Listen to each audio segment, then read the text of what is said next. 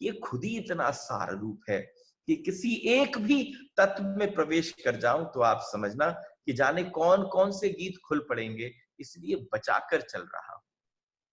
और आप समझो जो भी यहाँ कृष्ण भक्त बैठे हैं, अगर भक्ति के तराजू पे एक तरफ सारे सिद्धांत, सारे रस, सारे दृष्टांतों को रख दो और एक तरफ गोपी गीत रख दो, तो आप समझना गोपी गीत अतुलनीय है। गोपी गीत की कल्पना नहीं की जा सकती कि क्या भाव था गोपियों का, गोपियों ने प्रविष्ट कैसे किया, गोपियां प्रविष्ट कैसे हुई, एक अनन्यता का भाव है। गीत कौन गा सकता है? हम कौन से गीत गा रहे हैं? हम जिनको कह रहे हैं हमारे जीवन में भी गीत हैं, पर हमारे जीवन में गीत कौन से हैं? हमारे जीवन में जो गीत हैं वो राग के गीत हैं।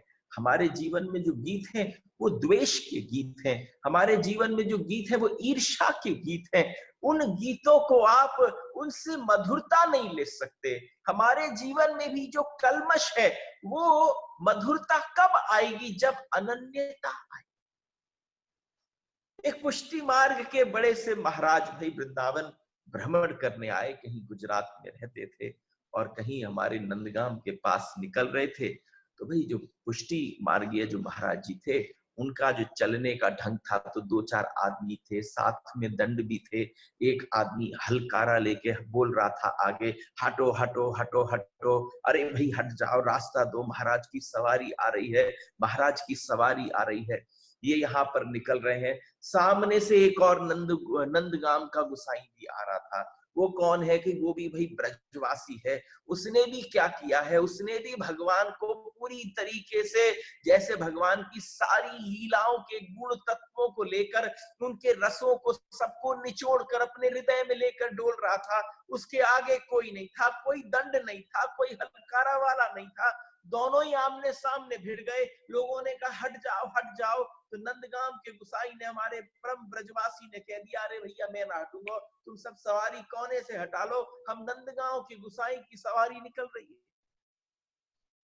अरे नंदगांव के गुसाई की सवारी निकल रही है, अपने गुसाई जी को साइड से ले लो। तो उन्होंने कहा कि तुम जानते नहीं हो कितने बड़े महाराज हैं। उन्होंने कहा होंगे कहीं के महाराज, मैं यहाँ का महाराज।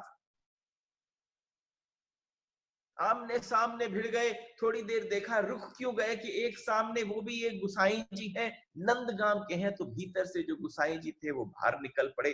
बड़े आभूषण आभूषण सब धारण वारण कर रखे थे।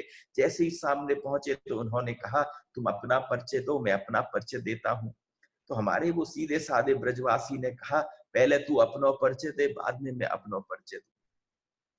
जब दोनों में आमने सामने भिड़ंत हो गई तो उन्होंने कहा, हम अनन्य हैं। उन्होंने कहा हम अनन्य हैं। तो उन्होंने कहा अनन्य को का अर्थ है? भैया ब्रजवासी हो, अनन्य क्यों का अर्थ है? जरा श्रवण करना, इसको पी लेना, ये रस वाली वस्तु। जब कहा कि ये अनन्य क्या होता है तो उन्होंने समझाया। गुजरात से आए हुए पुष्टि मार्गीय गोस्वामी जी ने समझाया, जो भगवान शिव का, भगवान ब्रह्मा का, किसी और देवता का, देवी का, किसी भी और देवता का नाम न ले, जो सब कुछ सारी उसकी रति मति केवल कृष्ण में हो, वो किसी देवी देवता को न जानता हो, न गणेश को, न कार्तिक को, न शिव को, न पार्वती को, न जगदम्बा को, न इसको न उसको। तो उसने कहा इन सबको न मानता हो और केवल कृष्ण में उसकी रति हो, उसको अनन्य कहते हैं। तो यहाँ पर हमारे जो ब्रजवासी गुसाई जी थे वो एकदम बोल पड़े, अरे तू अगर अनन्य है तो मैं फनन्य, अरे तू अगर अनन्य है तो मैं फनन्य हूं। कि भाई अनन्य और फनन्य में अंतर क्या होता है? कि अनन्य कौन है? कि अनन्य बता दिया कौन है। तो उन्होंने कहा फनन्य कौन होता है? हमने कभी नहीं सुना कि फनन्य कौन होता है।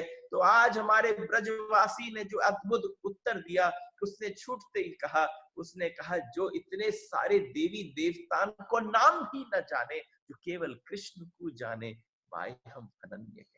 वो अनन्यता आ जाए, वो फनन्यता आ जाए आप में, वो फन आ जाए।